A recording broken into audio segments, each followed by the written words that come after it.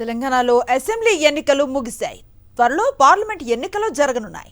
ఈ మధ్యలో జరిగే ఎమ్మెల్సీ ఎన్నికకు ప్రధాన పార్టీలు సమాయత్నం అవుతున్నాయి.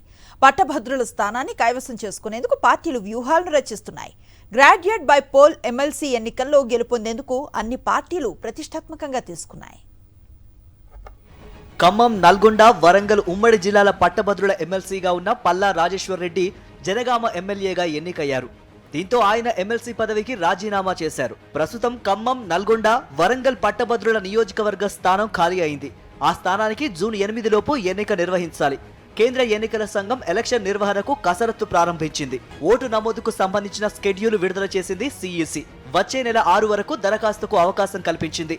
పట్టభద్రుల నియోజకవర్గంలో ఓటు హక్కు వినియోగించుకోవాలనుకుంటే ఫ్రెష్ గా ఓటర్గా నమోదు చేసుకోవాల్సిందే. గతంలో ఉన్న ఓటర్ జాబితా పరిగణలోనికి తీసుకోరు. గ్రాడ్యుయేట్ ఎమ్మెల్సీ స్థానంలో ఈసారి భారీ ఎత్తున ఓటరు నమోదు జరిగే అవకాశం ఉంది.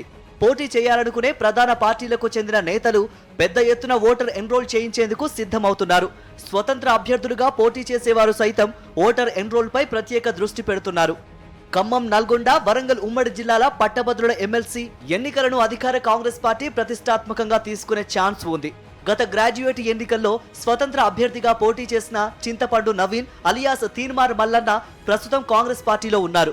గతంలో పల్లా రాజేశ్వర్ రెడ్డి చేతిలో స్వల్ప మెజారిటీతో పరాజయం పాలైన నవీన్ కు కాంగ్రెస్ పార్టీ పోటీ చేసేందుకు అవకాశం కల్పిస్తుందా లేదా అన్నది చూడాలి. ఇక అసెంబ్లీ ఎన్నికలకు ముందు బీజేపీ నుంచి కాంగ్రెస్ లో చేరిన మాజీ MLC Kapilavai Dilip Kumar MLC ticket ఆశిస్తున్నారు.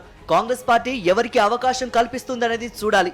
బీఆర్ఎస్ నుంచి జీహెచ్ఎంసీ మాజీ మేయర్ బొంతు రామ్మోహన్, గొర్రెల అభివృద్ధి కార్పొరేషన్ మాజీ చైర్మన్ బాలరాజులలో ఎవరో ఒకరిని బరిలోకి దింపితే ఎలా ఉంటుందనే దానిపై గులాబీ అధిష్టానం ఆలోచన చేస్తోంది. బీజేపీలోనూ గ్రాడ్యుయేట్ సీటుకు పోటీ ఎక్కువగానే ఉంది. బీజేపీ రాష్ట్ర కార్యదర్శి ప్రకాష్ రెడ్డి ఆ సీటుపై కన్నేశారు. తనకి ఇవ్వాలని ఇప్పటికే పార్టీ పెద్దలను కోరారు.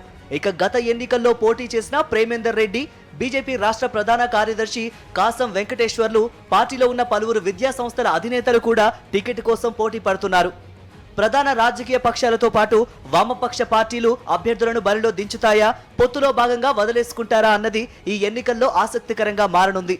కొత్త ప్రభుత్వం వేసే ఉద్యోగ నోటిఫికేషన్లు, ఇతర పథకాల అమలు లాంటి అంశాలు ఈ ఎన్నికలను ప్రభావితం చేసే ఛాన్స్ ఉంది. సిట్టింగ్ ఎమ్మెల్సీ స్థానాన్ని బీఆర్ఎస్ మళ్లీ కైవసం చేసుకుంటుందా, కాంగ్రెస్ హస్తగతం చేసుకుంటుందా, బీజేపీ పాగా వేస్తుందా అన్నది చూడాలి.